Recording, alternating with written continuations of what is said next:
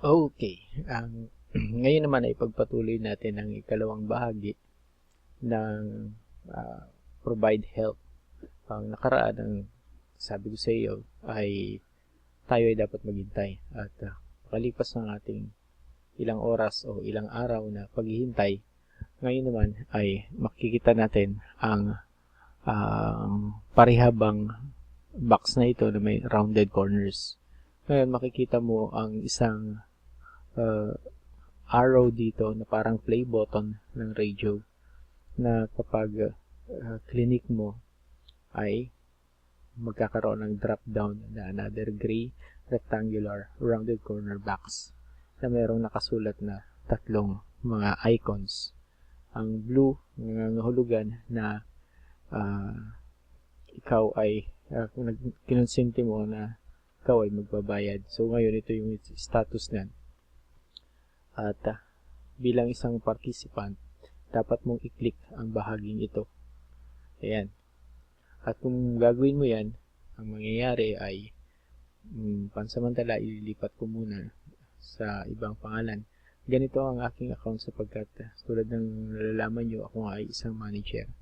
At ipakikita sa inyo ang isa sa status ng isa sa aking mga participants na nag-provide help. Nung pasimula ay na-click na ang button na blue, kaya nakita nyo ang drop down niya na kulay gray na box ay dalawa na lamang, ang green check icon at ang X check icon. Kaya ngayon, ibig sabihin ay kailangan ng magbayad ng participant na yon. So bago mo pindutin ito, tiyakin mo na makapagbabayad ka na o may lilipat mo na yung halaga na hinihingi o yung halaga na gusto mong itulong doon sa participant na nakasulat dito. Ngayon, kung saan mo makukuha yung account information niya, ay dapat mong i-click ang box na ito. At sa makikita mo ngayon, naririto ang impormasyon tungkol sa halaga ng Bitcoin na dapat mong ipadala sa participants na iyon na ang pangalan ay, halimbawa dito sa video natin ay si Claim. Ngayon naman, ang kanyang Bitcoin address, so ang Bitcoin wallet niya ay itong ini-highlights ko ngayon. Bago kayo magbayad, maaari niyo siyang kontakin para sabihin na magbabayad na kayo, pero yun ay hindi naman requirement. Maaari din kayong magpadala ng text message. Pwede rin ninyong kontakin ang kanyang manager na kayo ay nakapagbayad na kung nagawa niyo makapagbayad. So ngayon, kailangan nating kopyahin ang Bitcoin wallet na ito tulad ng makikita nyo sa screen at kailangan nyo mag-login at mag-login doon sa inyong coins.ph account. At pagkatapos, katulad ng makikita ninyo sa screen ko, ito ay ang aking account at ngayon ay para makapagpadala kayo ng Bitcoin na halagang pinaprovide niyo yung help ay dapat yung i-click ang send button. Okay. Pagkatapos nyan, sa inyong sariling screen ay lalabas ang box na ganito. At doon ay dapat mong i-paste yung Bitcoin address na kinopy natin mula doon sa account details ng inyong pagpapadalahan. At ngayon naman ay lumipat kayo doon ulit sa detailed order information at kopyahin ninyo ang Bitcoin. Dito lamang kayo kumopya pagkatapos ng quit. Copy.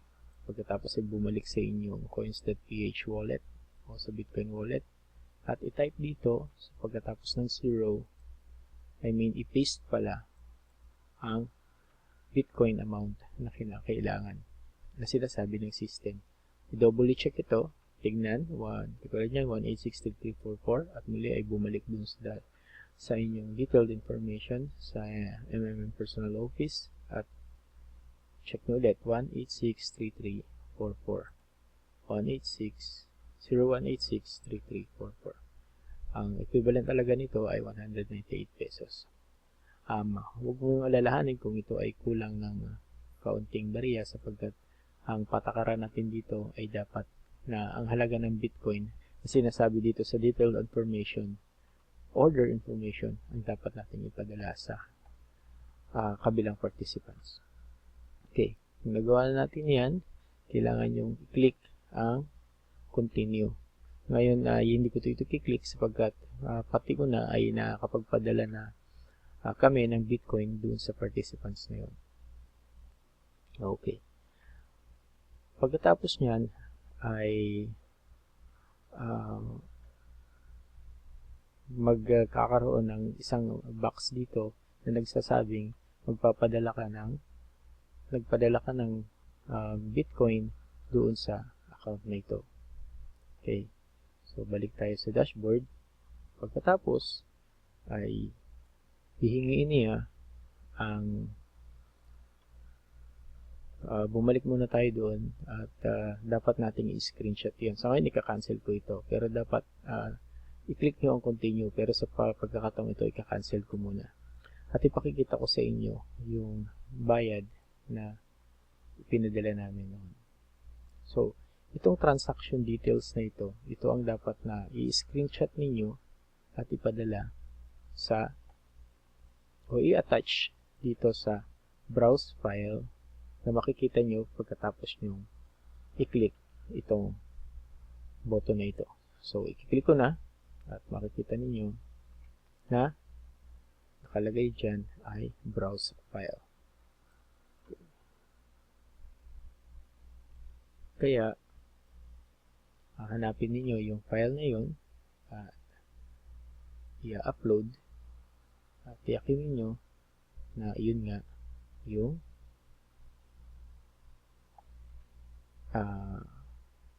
Bitcoin na address na pinadala ninyo. So, dapat natin i-double check on BG QDQD. Okay. So, lagyan nyo rito ng enter amount of bank commission for this transfer. Lagi nyo ilalagay ay 0.001. Bakit? Sapagkat sa lahat ng transactions ng Bitcoin transfer, kahit ano man ang halaga na ito-transfer yung Bitcoin, ang hinihingi lagi niya ay 0.001 amount of Bitcoin lang. Kaya ngayon, pwede na ninyong i-click ang next button. At pansinin ninyo, enter correct data. So, alam natin kung ano yung enter correct data. Yan natin ang 0 sa unahan, 0.0001. At pagkatapos ay i-click ang next. Yan. So, ngayon, sinasabi niya na once again, check data entered. Okay, so, kung natiyak na ninyo na tama nga, si Klein Fernandez, tapos ngayon ay i-click ang next.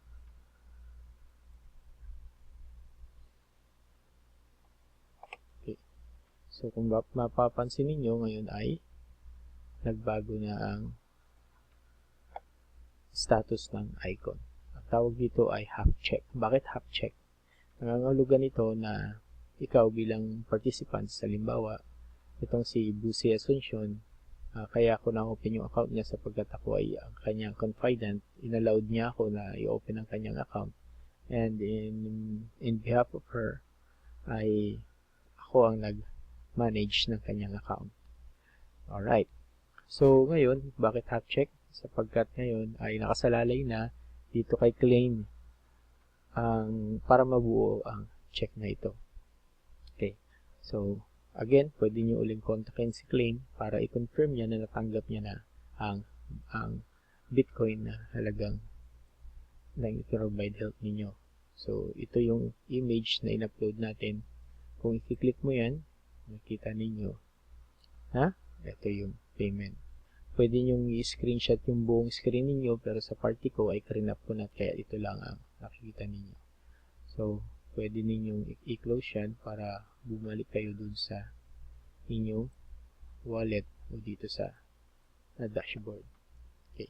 So, ngayon, nangangahulugan ito na sa party mo ay dapat ka uling maghintay at abangan na maging full check ito. Ngayon, kung hindi i-confirma ito ng pagpapadala mo ng Bitcoin, ay dapat mo itong i-report sa support. So, saan ba ang support? Dito sa kanang bahagi ng screen mo, makikita mo ang click support button. Pero bago ka tumawag sa support, ay magtanong muna sa iyong manager o sa ibang participants ng MMM o kaya doon sa online consultants ng ating MMM front office. Okay. Para sa karagdagang kaalaman. Okay. So, ngayon, tandaan nyo na ang inyong mga Bitcoin ay nagsimula ng mag-grow noong pang ka-time na nag-request kayo na kayo ay magpo-provide. Okay. So, susunod naman ay ituturo ko sa inyo kung paano ang pag-hingi ng help. Pag-get help.